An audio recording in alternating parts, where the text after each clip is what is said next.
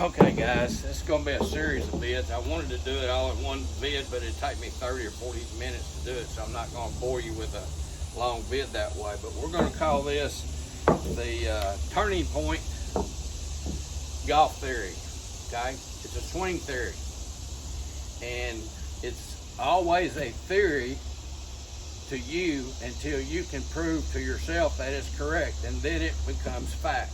But we're just going to call it a theory right now because no one has done it, or you guys hadn't done it, or maybe you have and you know it's not a theory, it's fact.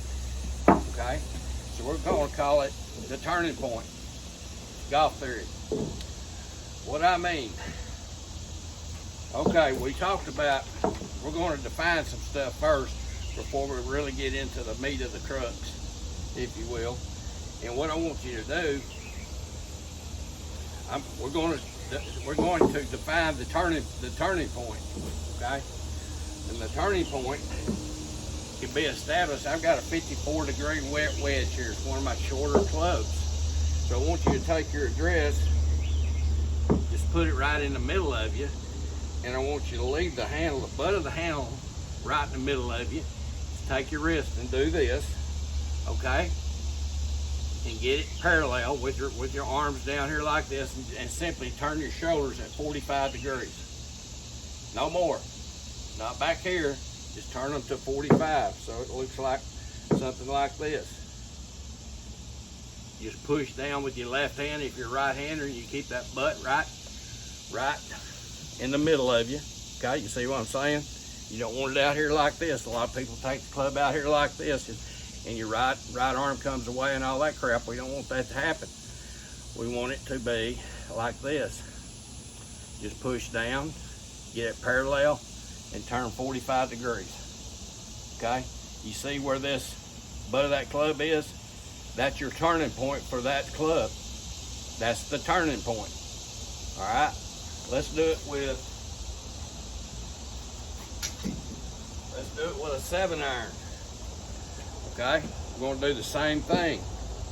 We're going to come in here, we're going to push down, take it to right here, and I'm going to turn 45. Now you see where the butt of the club is?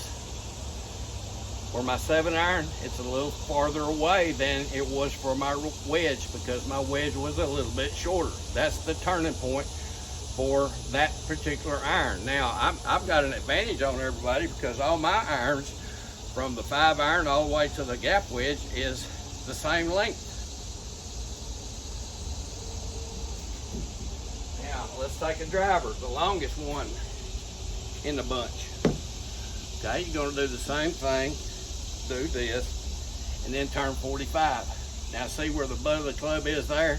That's your farthest part. That's your farthest turning point away is your longest club. So we have identified what the turning point is. See what I'm saying? From this view, like this, turn 45, okay? But this view is the most important because you want to know where that turning point is, and that turning point is right there. There's your turning point, okay? With the driver.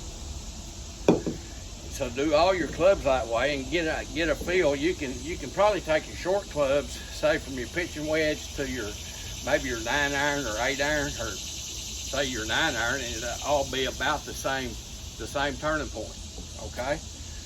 And then your mid-irons up, mid-irons to long irons are going to be a little bit farther, and of course your driver is going to be the farthest one that you got.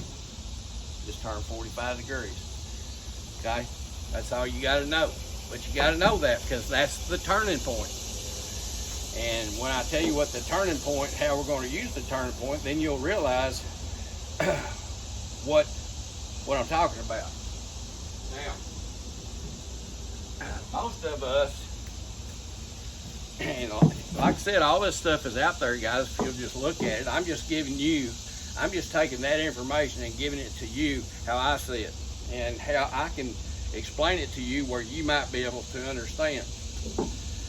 Now, I told you Mike Austin and Jack Nicklaus told us how to do it, or gave us a little hint on what to do. Jack Nicklaus said he started releasing the club from the top. That was his answer when somebody asked him, well, when you start releasing it? He said, from the top. Mike Austin said that there is no such thing as a cast, okay?